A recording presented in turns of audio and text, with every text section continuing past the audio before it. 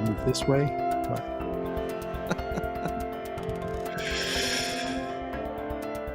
Hey everyone, welcome to the Common Good Podcast. It's the 17th of January. Happy January 17th to you. And if it's your birthday today, happy birthday.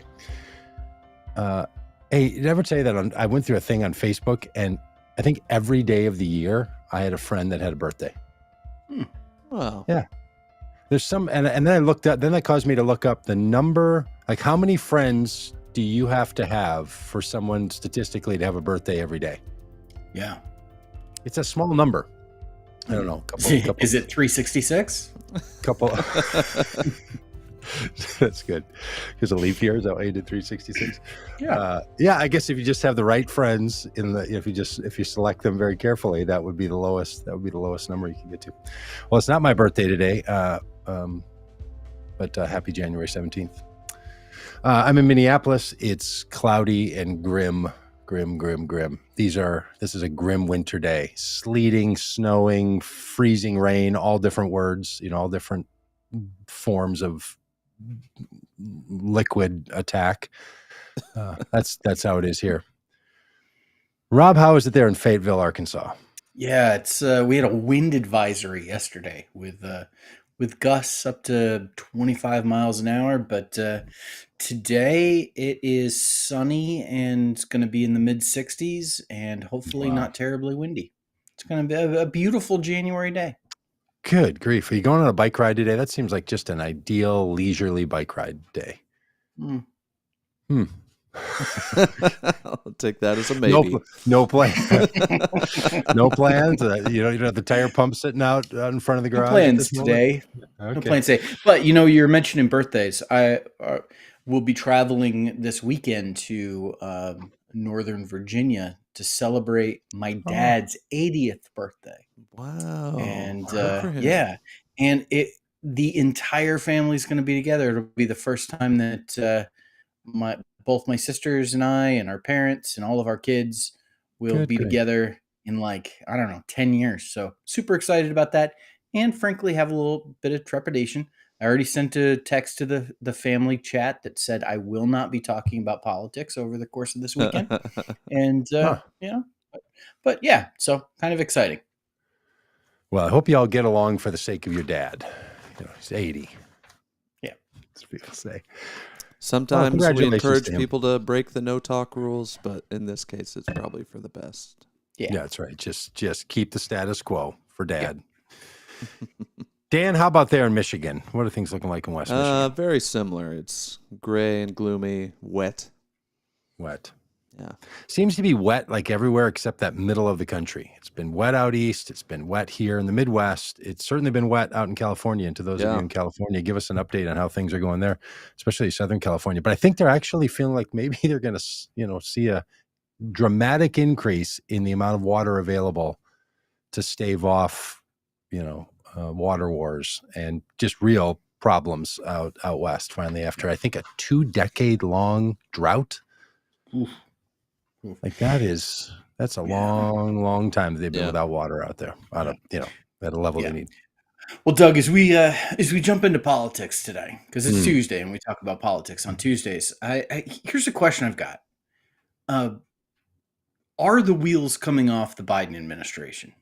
I was pretty critical early on. The first year of the Biden administration, I thought he was going to get pegged with being ineffective as someone who had the best intentions but couldn't actually get anything done, and execution would be the problem. And I thought that the image of that was going to be the withdrawal from Afghanistan, and it was just going to haunt him. And then year 2, man, things turned around, and I mean, Joe Biden was absolutely shocking to me. And I felt like, wow, here's one of the most effective presidents we've ever seen in terms of legislation passed and leadership, staving off a horrific loss in the midterms, all of these. And now, even through the midst of inflation, he kept it together. Now it feels like, you mentioned riding a bike. That feeling when you're riding a bike and it gets wobbly and all of a sudden it feels like it's getting out of control and this thing's, about to fall down. It feels to me a little bit like that's where we're at with the Biden administration. That there are a number of things that are taking place that it's just, we were cruising along great, and now all of a sudden, like, what is going on? Do you have that sense that that this is that what's happening right now is a little speed bump that he'll be able to get over, or are we headed for, the car crash, the end of the Biden administration? Yeah, I don't think it's quite end of the administration, and I think sometimes my tendency to swing from, things are good, things are bad, things are good, things are bad doesn't help, because we don't often know what's really going on, what the future is. But I think for the metaphor here, I would say the question is this rough ride right now, especially around these documents, which I think is an enormously big deal, is this rough road, or does this show a problem with the suspension in the vehicle?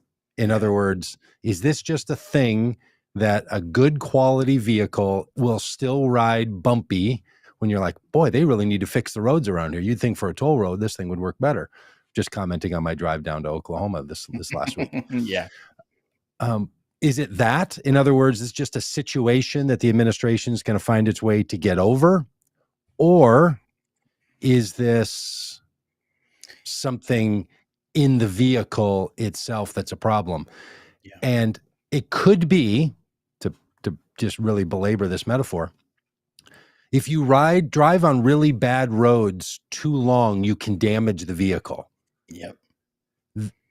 The way they've handled this, in my view, the way especially the president has responded to these things, the kind of very classic Joe Biden flippant tone that he has taken around this, is causing them to hit many more potholes and stay on this road longer than they ought to be, to sort of belabor that point. I think this document deal is a really big thing. Now, it could pass, right?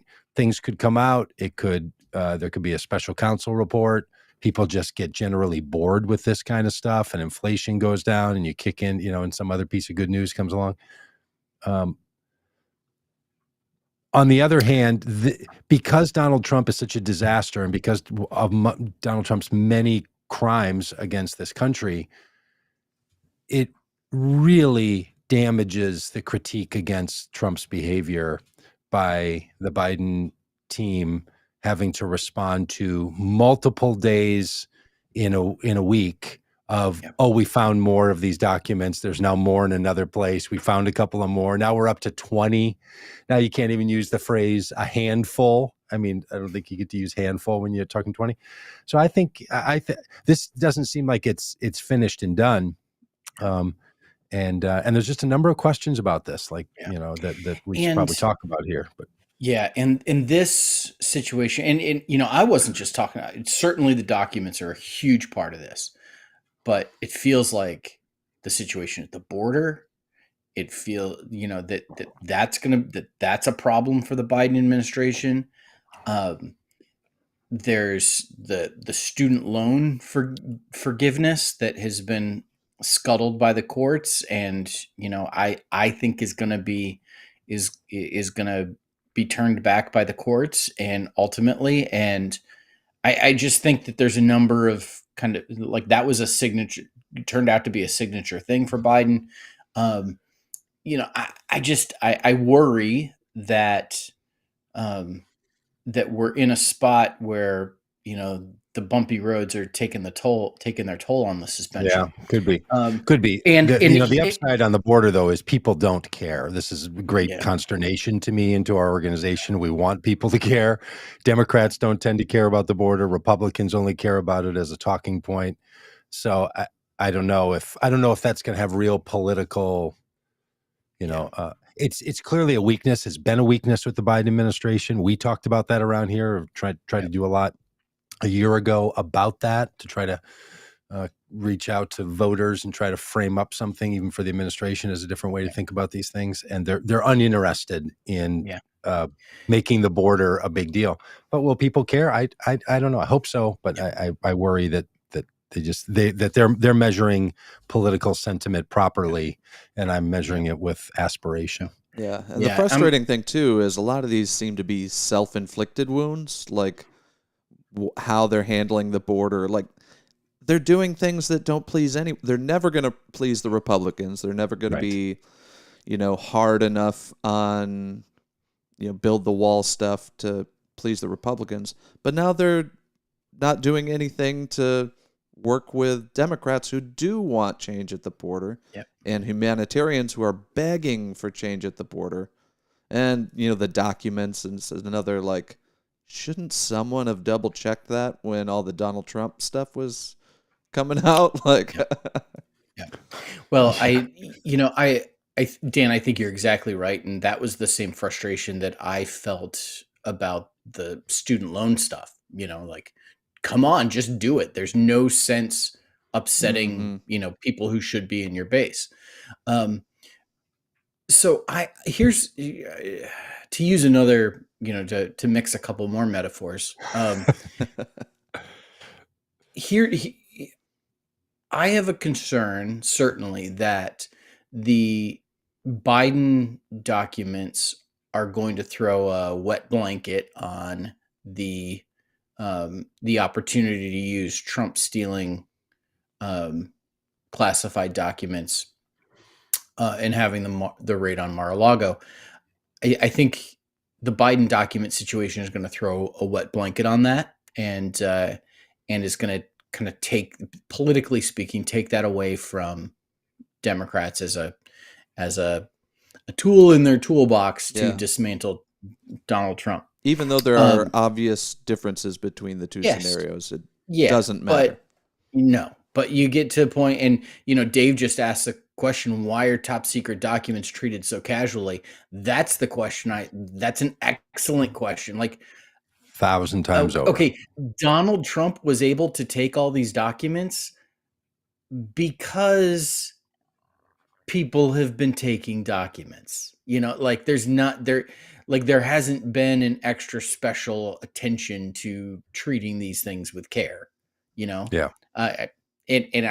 So Donald Trump was able to exploit a culture, a lackadaisical culture around this stuff, I think. But here's my real big concern, even more so than throwing the wet blanket on Donald Trump. My big concern is that the Biden document story is going to be fuel for the fire for Republicans who want to investigate Biden. Yeah, for sure. Mm-hmm. And the ability to roll your eyes and say, come on, this Hunter Biden stuff is ridiculous. Grow up, let move on. Come on, you obstructionists, all you want to do is investigate. All they have to say is, he had documents in his garage. We have to investigate. Mm-hmm. And this, it takes away any ability of Democrats to stunt the Republican impulse to investigate. And it's just, it's not good for the country. It's not good for democracy. And I don't think it's going to be good for Joe Biden. Yeah. And on the other hand, the way I think it could turn out is the same group of people that say, hey, this document thing really matters. We want to now focus on that, are now saying we as Republicans, along with Democrats, think that the treatment of documents matters. Yeah. So it's harder then for the administration or for the Republicans to say, oh, this Donald Trump thing with all these documents, that stuff doesn't matter. Why are you making such a big deal out of that? So they have a choice to make here. Right.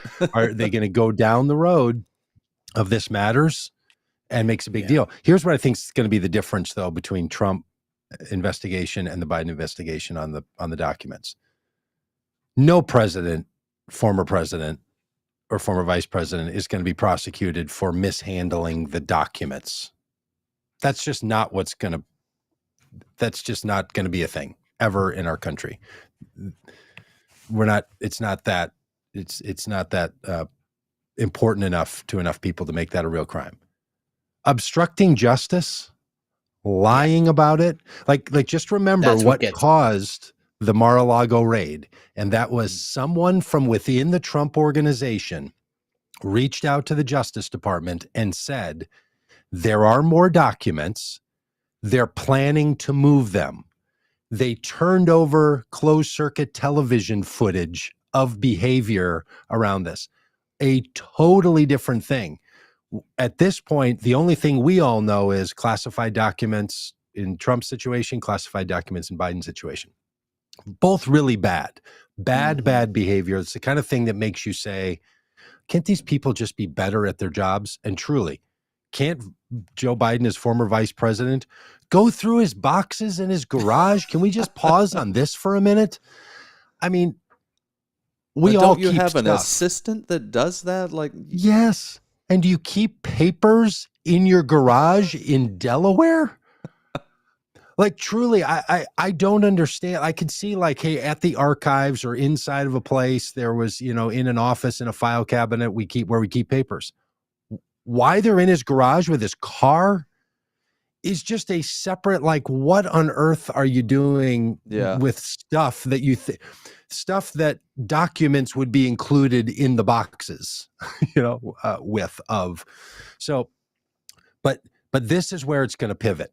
When the Justice Department comes out with a report, if that report on Trump's behavior is, we believe he intentionally deceived, lawyers deceived, and they sought to limit the actions of the federal government to return those documents, that's the trouble that's going to that's always been on the horizon. And that's going to be a really different argument than the document. But to your average person, to most of us, it's going to be like, well, they didn't do it to the other guy. Yeah, it's what's called process crimes. That it's crimes that take place in the process of the investigation. Scooter Libby didn't go to jail for releasing Valerie Plame's name. He went to jail for lying under oath about it. Bill Clinton was not impeached for, having an affair with Monica Lewinsky in the Oval Office. He was impeached for lying under oath. These are process crimes. And so I think you're absolutely right, Doug. One of the key differences between what's taken place with Joe Biden and Donald Trump is that, Biden has cooperated. His people have cooperated. There's been, as soon as stuff was discovered, could you imagine being the guy that, as they're cleaning out this office at University of Pennsylvania, where he had an office and now it's time to close it down, and like their leases run out, and so they're going boxing stuff up and cleaning stuff. Imagine being that guy who's like, oh no, this piece of paper says top secret or says secret. Look at this. What do we do? Oh my goodness. He's just like, the freak out that poor guy must have had. Yeah. But you're absolutely right. They're getting caught on the process crimes that happened during the midst of the investigation, not the bad behavior itself. Yeah. And that's because they're separate actions, right? Mm-hmm. They're the action that got the FBI into Mar-a-Lago versus the action that got the lawyers for Joe Biden to reach out to the Justice Department. Those are really different actions, right? That's and that's going to be the thing that's going to, I think, probably obliterate is Biden's document treatment a political hazard. On the other hand, the fact that it's not, the possibility that it may not be a political hazard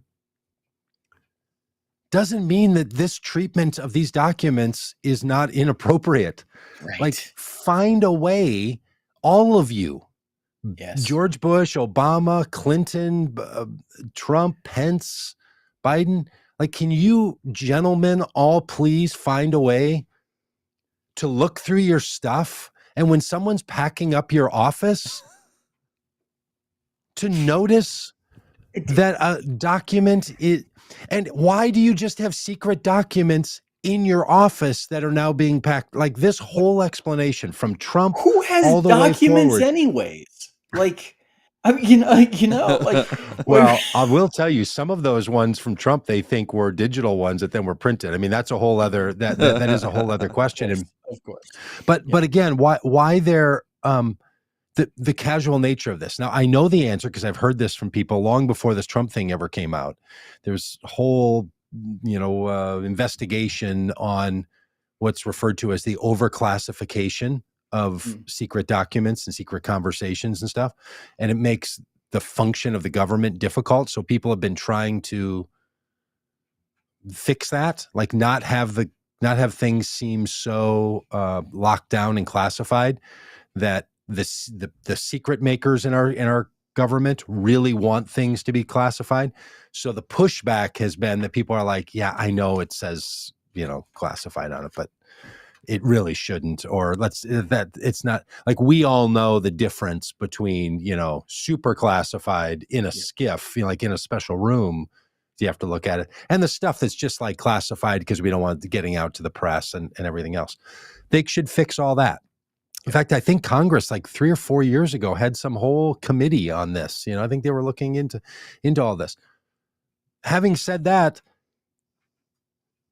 the only things that I've heard get to a president are things that are like super important. That's the way it's supposed to work. Can we just keep this like random stuff away from presidents and not have presidents or vice presidents leave the Oval Office or the vice president's office and then leave things in their garage for 6 years? Yeah, I'm even go through the boxes, dude. What do you want to take? Like it just doesn't make any sense to me. And we're not going to know, right? You know why we're not going to know? Because they're classified. Because they're classified documents. So then people are going to be like, well, we can sort of say it has something to do with this and that, and unless they declassify it. And here's the funny thing: like Biden could have just said, "Oh, everything that is in my 6-year-old packing boxes are hereby declassified." He could have pulled a Trump, yeah. Oh, I'm sure he's thought that by now, so that's good enough, right? I declare them unclassified. Yeah. Talk about the border, Doug. We've talked about the documents. Talk about the border. Why is this going to be a problem, or should it be a problem? Like, how are they bungling this thing? Well, first off, it's a humanitarian problem. The fact that we limit the number of migrants who can come into our country legally to such a degree that we choke off the proper flow, choke it off both for the demand of people wanting to come in the country and the demand of the United States of America to have migrants come in the country, both for work and for family engagement and for personal experience. These are crucial issues. Our government has been limiting the number of migrants who can come in since the early 1800s and targeting some groups to say you're more welcome to come in and limiting other people. It has been a long-term practice. It is not serving anyone well, not the country nor people seeking to come in the country. That needs to change. The Biden administration has very little appetite to aggressively address that issue. I know that they're working on some things. I'm in some weekly calls that give updates on what they're doing on changing the migration acceptance process for people in the United States. So they're working on it, but their interest in working on it is not going to match the need. Last estimates I heard were more than 2 million migrant workers short in the United States of what our economy needs to function in a healthy way. It might be close to 3 million now. That our economy expects and has been built on there being more workers available in the United States, and many of those filled by people who are not born in or are not citizens of this country currently. And they don't exist. So we have a labor shortage in great part due to this. The problem the Biden team has, though, is the people that they want to get to vote for them are still the old-timey Republicans that still think that if we open up our borders to more migrants coming in, they're going to, quote, take good American taxpayer jobs. So they're in this quandary. This is part of the the affiliation that the Biden team, I think in a very positive way, has with unions. But there's a lot of union reps who don't want there being a lot of migrant workers coming in, because oftentimes these migrant workers come in and don't participate in unions. So you have these two pressures going on. That's where the real problem is going to be politically, is that this issue of the border divides the Biden coalition, makes it more difficult. And that's what's happening and going on. So this is not going to be politically difficult because the Biden team is not going to please Republicans. They should be better on the humanitarian side of all this, so that more often Republican voting peoples will vote for Biden. But the bigger issue is it's going to divide the coalition between the activists, the humanitarians, and the labor market, and the labor the labor numbers are clear. We're suffering greatly as a society in the United States because of a lack of workers that are available in the United States, coming out of COVID, but also because of the Trump policies and because of the Biden policies. So right now, what Biden administration has done is said that 3 countries have more open access than others. So Venezuela, Cuba, Nicaragua. That's because they want those countries' governments to be toppled. But if you're from any other country, coming here to work, coming here to participate, coming here for family unification, you're cut off. And we have this ridiculous policy in the United States that no country can have more than 15% of the total number of migrants accepted in the United States. It has never served this country well. It needs to go away. And there is zero appetite in Congress and zero appetite in the administration to do anything about it. So we're a long-term cruise. It's interesting to hear you talk about how immigration can divide the Democratic coalition, because in our work with Vote Common Good, we've seen that if there's one issue where an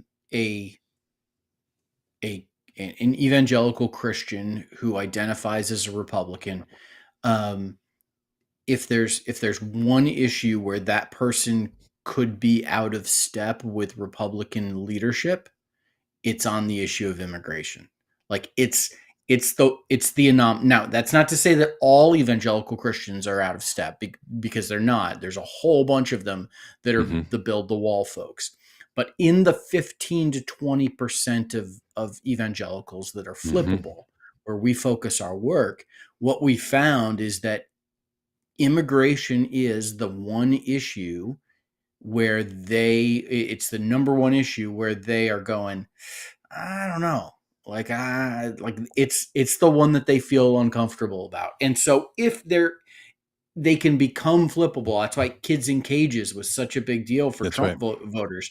These soft-hearted evangelical Christians turned on Trump because of Kids in Cages, because that's the issue where they're out of step. Now, what's interesting is, so this is an issue that divides that has the potential to divide coalitions on both sides. And that's why nobody's willing to touch it, because, why take that risk? Yeah, Rob, you and I have been on many conversations. If you could pull 15 to 20% of white evangelicals to support Democrats using this issue and it not hurt your own coalition, they do it in a second. But they don't. But you're absolutely right talking about the labor unions, that it's got the potential to hurt both sides. Yeah, it's tough. You and I have been in many conversations talking with Democratic candidates when we consult with them and help them think about how to position to voters.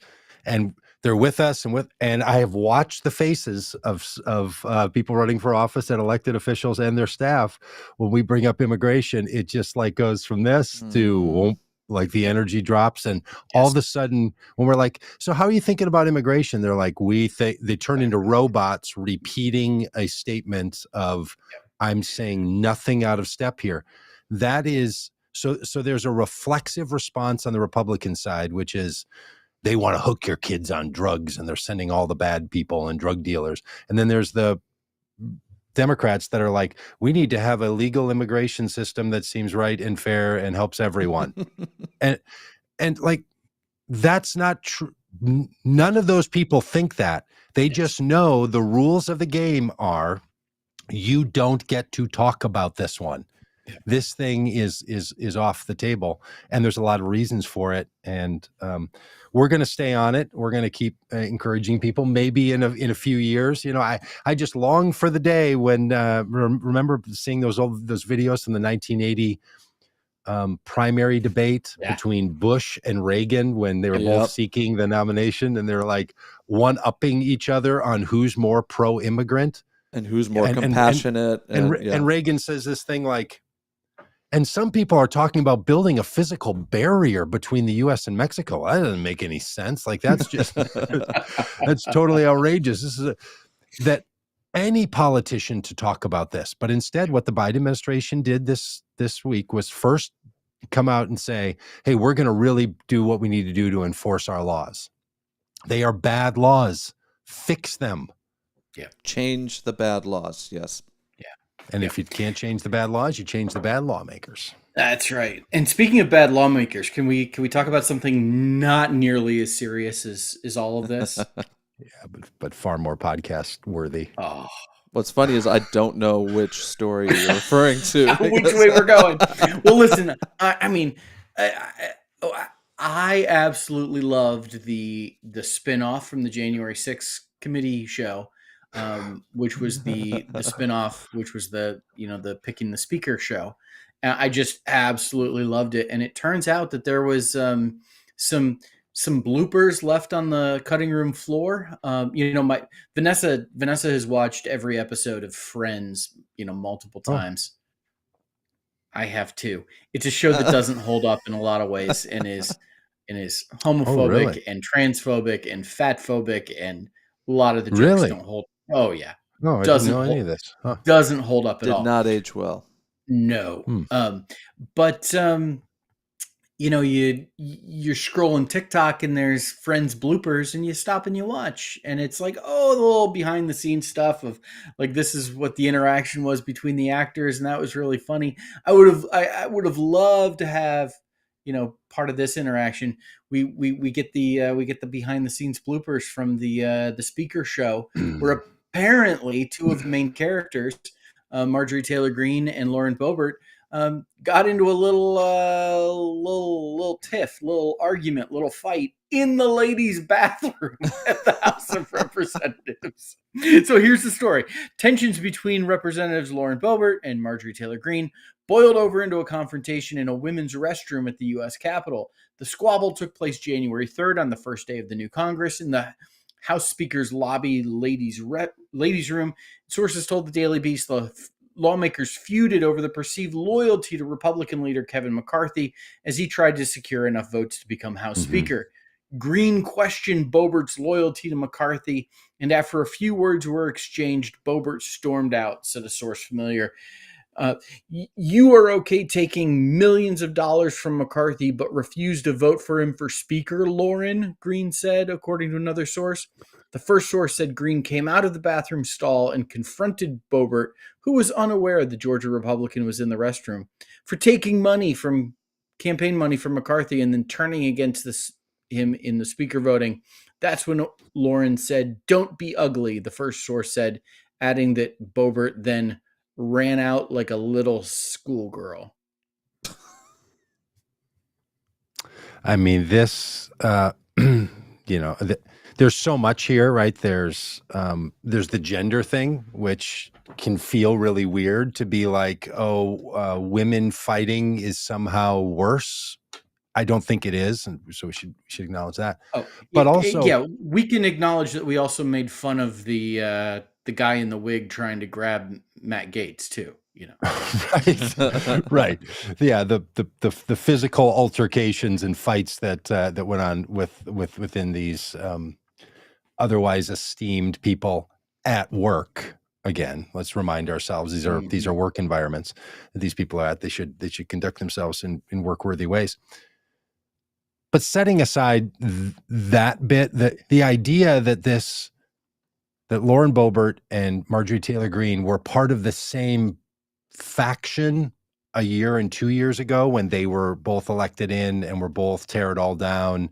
They were both part of the, we don't need the systems and structures. We need to destroy the systems and structures movement within the Republican Party. To watch that, squad.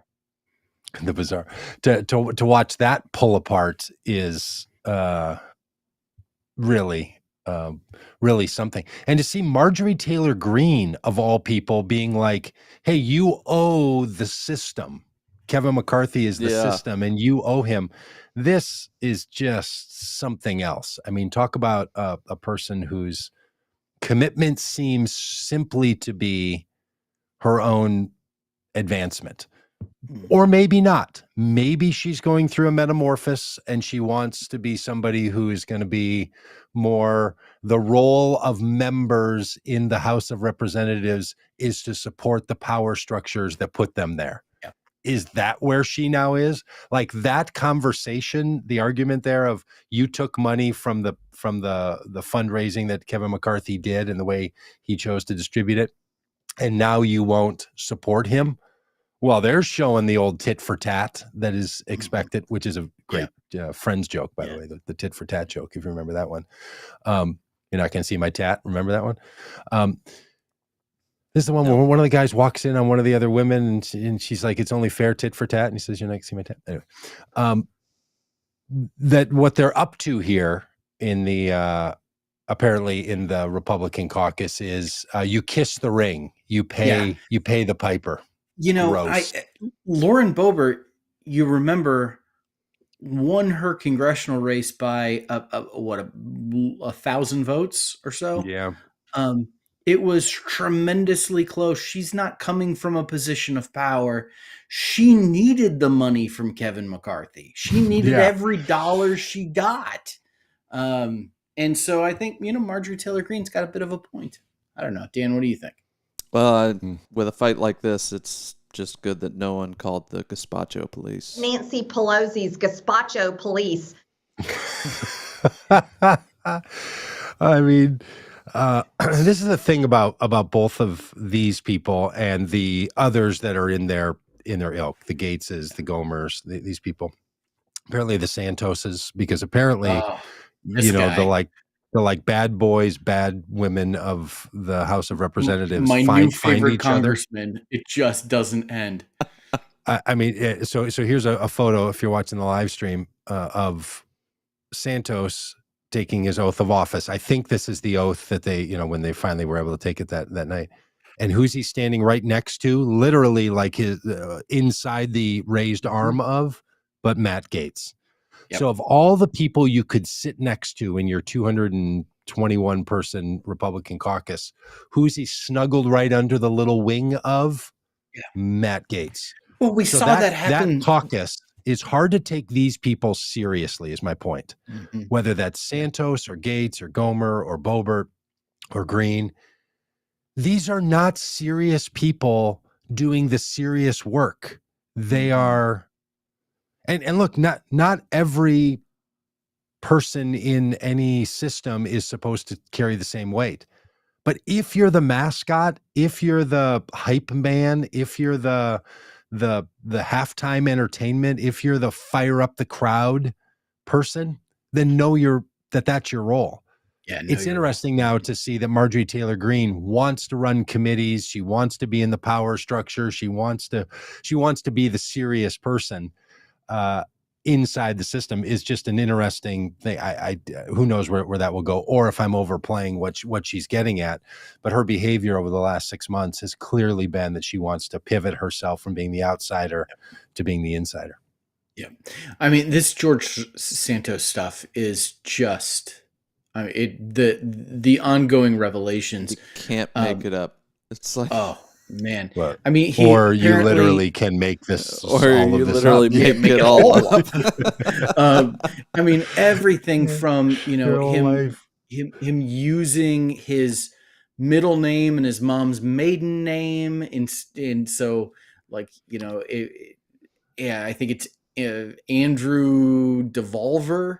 I think is like the alternative, and he's used a number of different combinations, George DeValder to Anthony Santos, and like he said the whole gamut of like, you know, listen, I kind of changed my name once when I hit 7th grade. I no longer wanted to be called Robbie. I wanted to be called Robb. And so I just stopped responding when my parents called me Robbie. And until they called me Robb, and I was able to break them of that, you know, horrible habit of calling me Robbie. Now, granted, a couple years later, I added the second B to Robb, which to this day, my dad still, you know, it just, you know, blows his mind. But so you changed your name multiple times, is what you're saying. Yeah, and then changed it the second time to Robb B. So that's just also really I know, it just blows your mind. My point is, like I've never used an alias. Right. You know, no. Like, what is going on with this guy? Like who uses aliases? Who has multiple names that they're known by? And I mean, this is stuff like, out of television shows in public situations and official ways, like that you have different names of things that you've organized under, registered under. And shockingly, we didn't see this coming, ties to Russian oligarchs. Literally ties to people who have been sanctioned by the United States of America from Russia, with those people investing in his companies.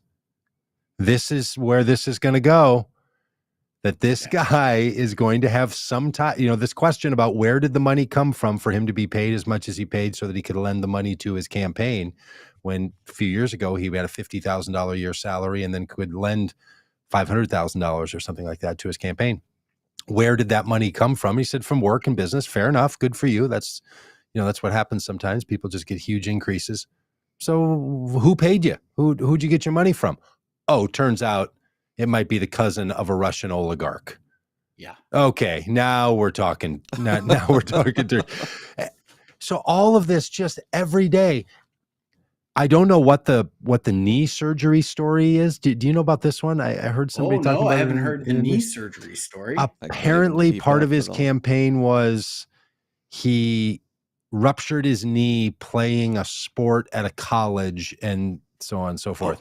He never went to the college. He never played the sport. He never had the knee surgery. I mean, just total fictions about what's going on. And that's not, you know, that's all the tantalizing stuff. That's the frosting. That's the tasty part that your teeth first hit.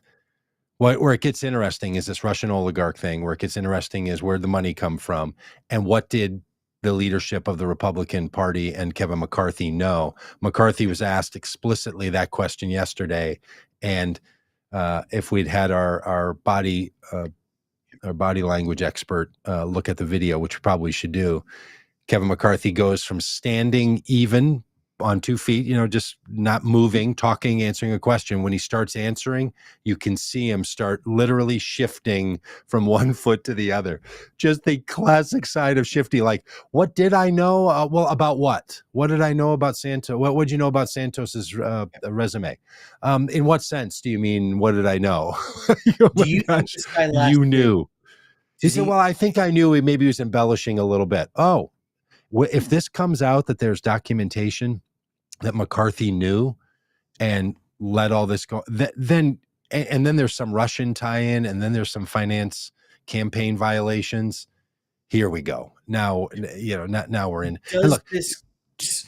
Let's make some predictions. Does he last the term? Does he last the year? Does he resign, or is he booted? He resigns before June. Is my prediction, and it's gonna, when the investigation about finance campaign violations come, that's when he steps away. Yeah, I don't think he goes willingly until something actually starts to make it through the courts, and I don't think the Republican Party is going to kick him out. I think they're going to charge him of times that they're like, yeah, he lied, he made up a bunch of stuff, but who cares? Right. Okay. But let the voters deal with him next time. I think once he has some meeting with some investigator and some lawyer, he's going to be like, you need to get this focus off of you. You need to strike a deal. This is the price that gets paid for this. And the only reason it matters to any of us, other than it's just ridiculous, and because we don't live in this district, is because it's so close. The margin of Republican hold, and it's not it is not a safe Republican seat. It's a seat that he flipped. It had been held by a Democrat. Like it's Long Island, New York. It could go. I mean, I have a friend who ran in the Democratic primary twice in this district. This is a district that could be that could very easily go blue. Look, if they've got to put a special election together sometime this year, that means you have to ramp up fast. And when the former congressman, the Democrat in that seat, is ready to go with money in the bank and a reputation, and nearly 50% of the people who've already voted for him in the past, it's for the Republicans to put forth a candidate that would be able to hold their own is just going to be they would lose the seat. So that's the big thing here. That becomes a two-seat switch. Yeah, I'll go the other way. I think he stays. I think he weathers it, and I think he serves the full term. That for the very reason surprise me. Is that Republicans can't? They will holding on to power they will resist the pressure to get rid of him. Mm-hmm. So I think he serves full term.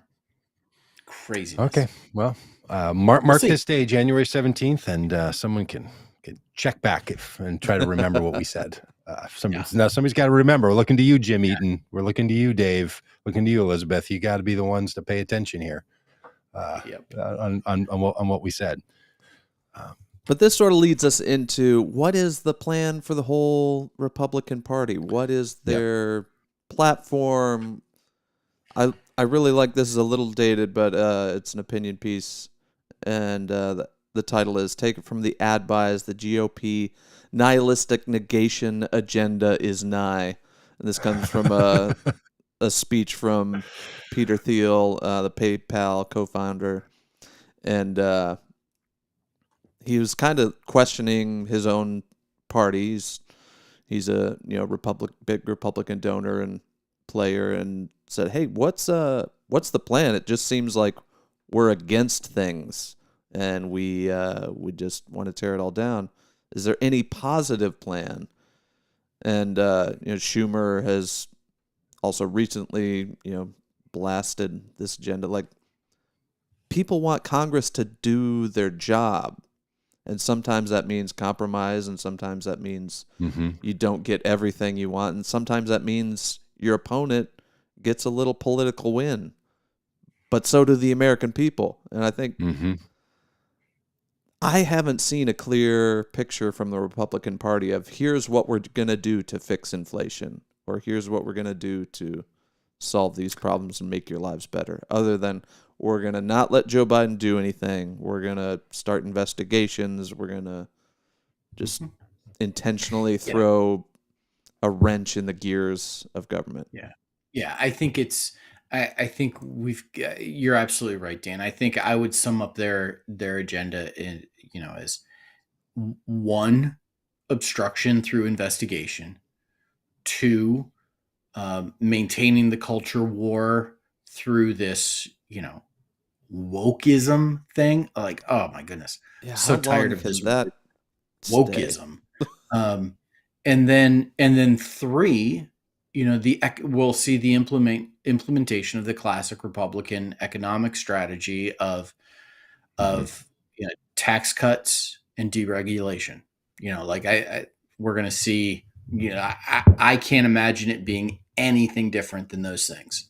You've got the staying in power through demonizing your opponents, keeping your religious base happy through the culture war stuff, keeping your corporate donor base happy through the tax cuts and deregulation. It's the scenario to keep themselves in power. That's right. And when you're the party that has control of one of the houses, and it's of Congress, and it's the House of Representatives, not the executive branch and not the Senate, it's the House of Representatives, what you can do and what your agenda should be is really quite limited, right? There's only so much stuff that you can actually accomplish. And it's decided that, I mean, it's designed that way. People often say, in politics, that federal action is designed to be slow and it's designed to be collaborative. That's how it's supposed to go. So they're not going to get all that much done. The things they would want to do, they know the Senate's not going to do, and they know Biden's not going to do. So what's left, right? What's the shorthand? The problem is, one of the things they need to do is increase the debt limit. That's important, and they need to do it and stop talking about how we're spending money we don't have, because the federal treasury spends only the money it has. It doesn't spend any other money. It literally makes the money. We'll come back with a conversation about economics. They need to do that, but then after that, one of the things that the House should do is to investigate.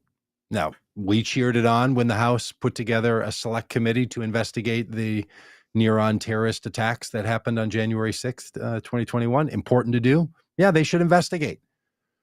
Personally, I'm glad they're investigating this stuff. I hope they talk about Hunter Biden until the cows come home. Go ahead. Let's find out. I'm actually quite interested too.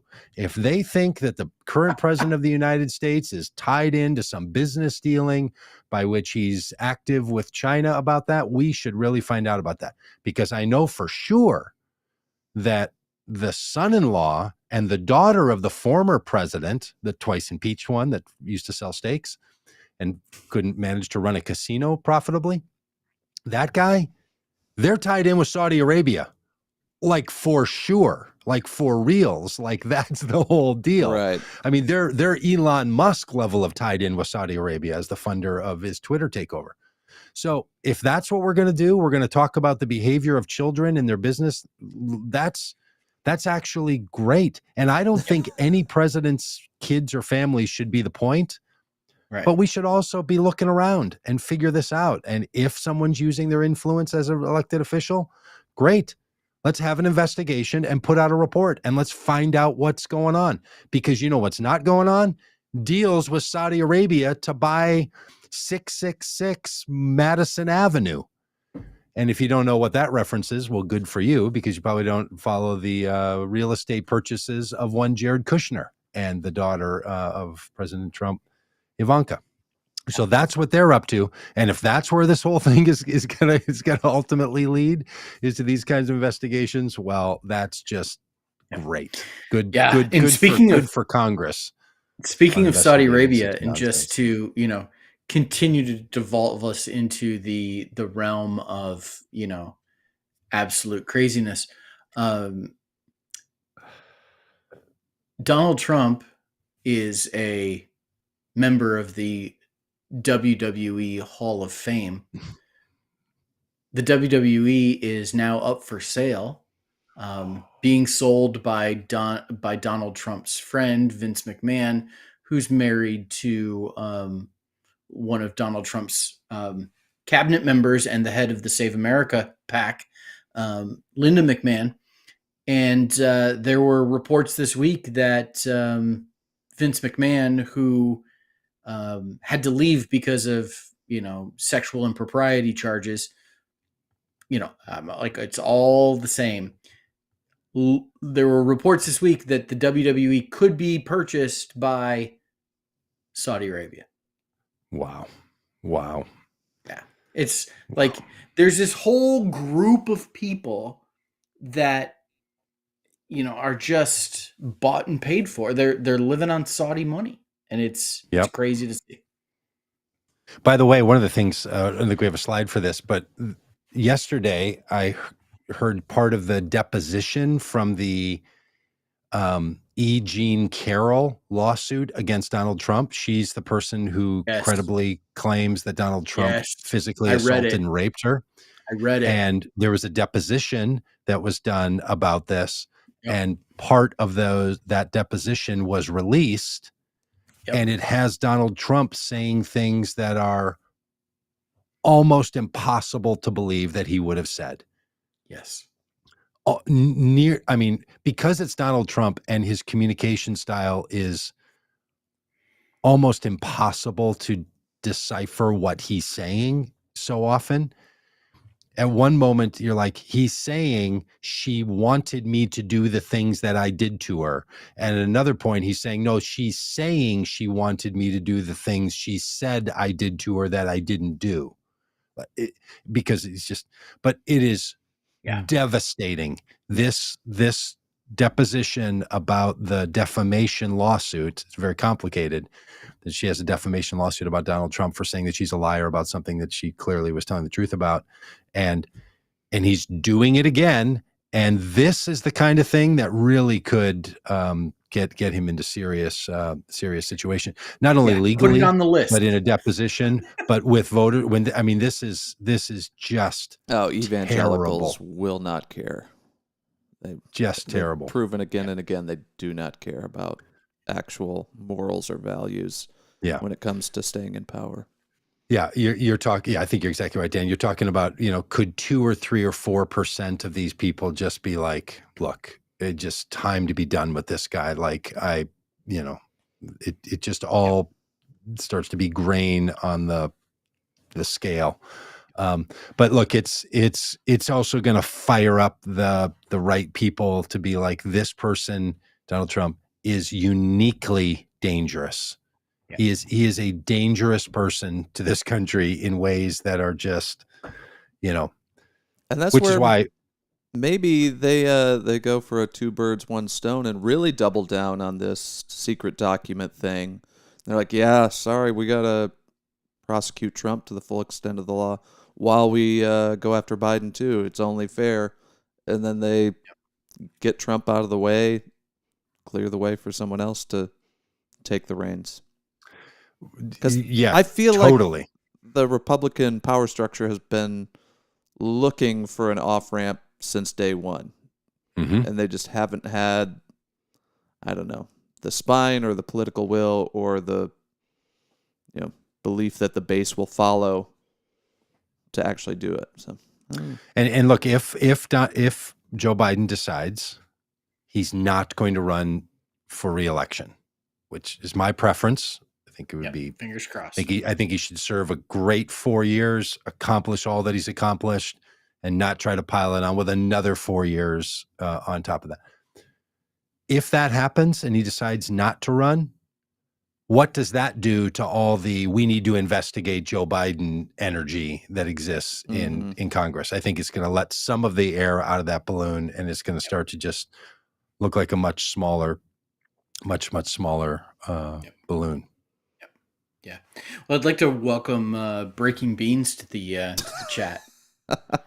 Yeah. You say Trump is dangerous and you vote for people that kill babies. Are you serious? Yeah. I don't know if you're aware of Breaking Beans, but Donald Trump is rumored to have paid for abortions. So yes. If that bothers you. Yeah, and if you want to equate someone terminating a pregnancy in the first number of weeks with killing a baby, and you are simply watching this while, in your estimation, there is a slaughter of babies happening, and what you're doing is writing comments here and not doing something more about it, Baby Beans, I think you need to respond, or Breaking Beans, I think you need to respond a little differently if what you want to say is that what happens when a woman chooses to not continue the development of a zygote is killing a baby. I don't think you mean that. And I think you know the moral equivalency difference. And that doesn't do it doesn't honor the position that you say you hold. Yeah, the other. So we're not going to take down your comment or anything when you use phrases like killing babies, but just want to give you the benefit of the doubt that you don't mean that. that you know that there is a difference. Because if people were going into daycares or into nurseries and harming delivered babies and killing them, you would not be writing things on our feed here. You would be doing something more. So if there was a genocide of 70 million babies, and your response is commenting on Facebook or YouTube and not voting for Democrats, that's your response to a genocide, you could be the most immoral person I've considered. It would just be. Okay. So I don't know what you mean, because you're not like this. because look, you're not immoral, trolls, right? You're moral. That's what drives you to those comments. That's why you think those things. So let your language match the thing you really say and believe, which is you believe that the developing zygote to a fetus to a child is something that should be honored and cherished in the same way as an actual delivered baby. But it's not the same thing.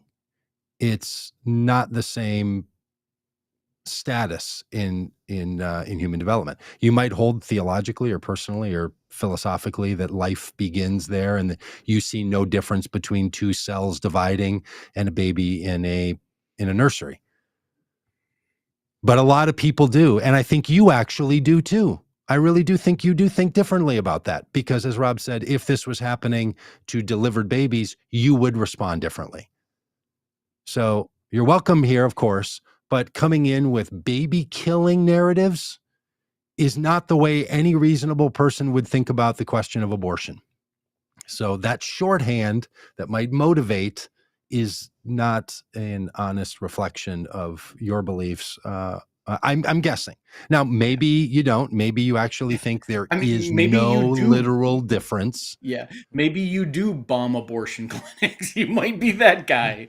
Yeah, and maybe you do, or maybe you're tormented by something else. But look, I promise you, every Democrat I've ever known, if there were babies being killed, they would do something about it. And if you want to have a conversation about at what point do we start thinking about when it now reaches a level of human life, that's a really important question. And a lot of people, especially in the pro-life movement, they have very good thinking about this.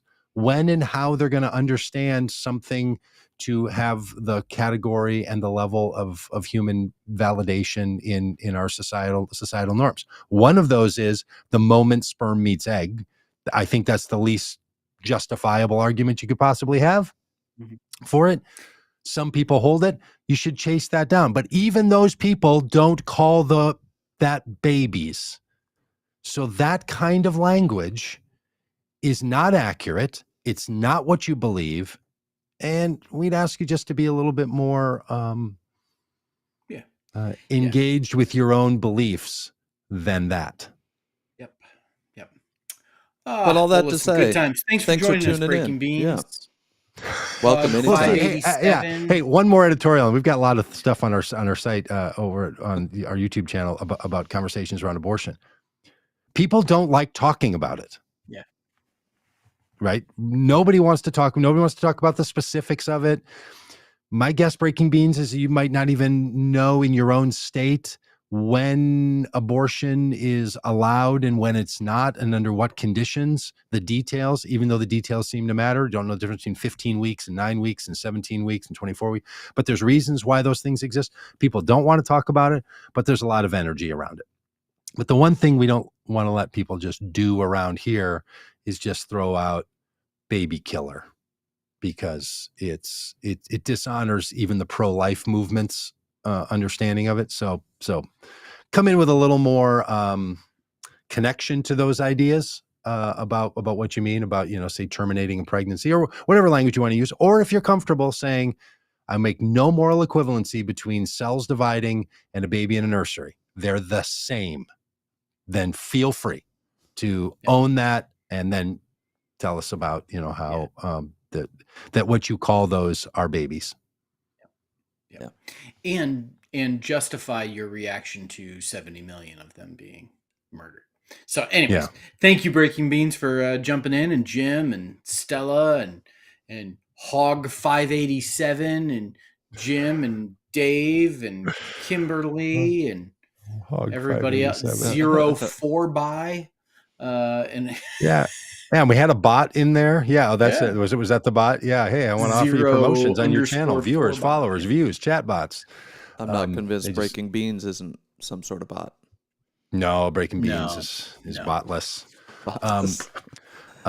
But hey, we'll see everybody tomorrow. We got a great show tomorrow. We've got Bradley Onishi. He's going to be talking about Christian nationalism. He's the host of the podcast Straight White American Jesus, which is like one of the top podcasts out right now. So I'm real excited to have him on.